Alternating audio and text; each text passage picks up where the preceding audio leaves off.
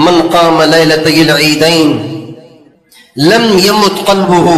یوم تموت القلوب، جو شخص عید کی دو راتوں کو جاگے گا، عید کی دو راتوں کو جاگے گا، دو راتوں سے مراد عید الاضحیٰ کی رات اور عید الفطر کی رات، ان دو راتوں میں عبادت کرے گا، ان دو راتوں کو جاگے گا۔ جاگنے سے مراد ساری رات ضروری نہیں ہے، ساری رات کریں تو بہت اچھا، ساری رات نہیں تو کچھ حصہ۔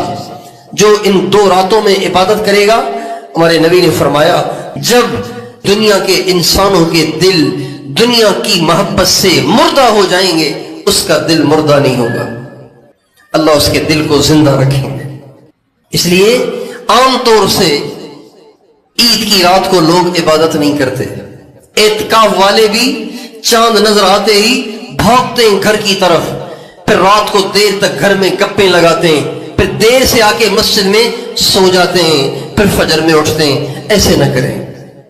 ایسے مت کریں، عید کی رات کو ضرور عبادت کریں، عید کی رات کو ضرور عبادت کریں۔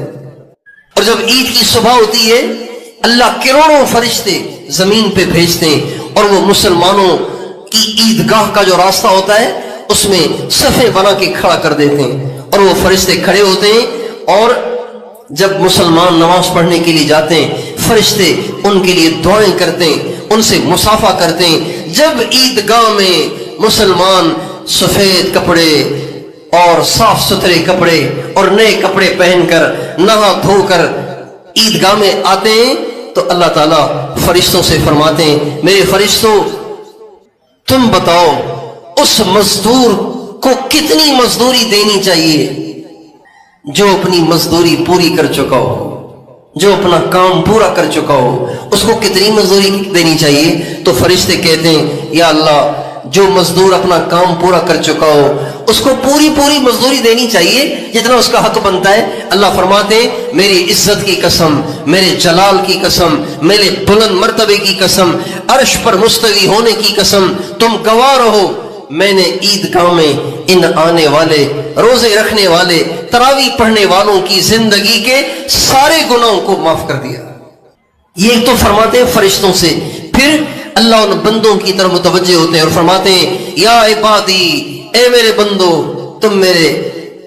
دروازے پہ آ جائے ہو اور تم نے سارا مہینہ روزے رکھے اور تم نے تراویح پڑھی اور تم نے اپنے آپ کو برائی سے بچایا، میرے بندو تم آج مجھ سے جو بھی مانگو گے نا میں تمہیں ضرور دوں گا، تم دل کھول کے مجھ سے مانگو۔ چنانچہ بندے جتنی دعائیں کرتے چلے جاتے ہیں اللہ ان کی دعائیں قبول کرتے چلے جاتے ہیں۔ پھر فرماتے ہیں اگر تم دنیا کی دعائیں کرو گے تو تمہاری مصلحت کو دیکھوں گا، تمہارے لیے بہتر ہوئی تو ضرور دوں گا اور بہتر نہ ہوئی تو اس کو مؤخر کروں گا، اور آخرت کے بارے میں جو سوال کرو گے پورا کروں گا۔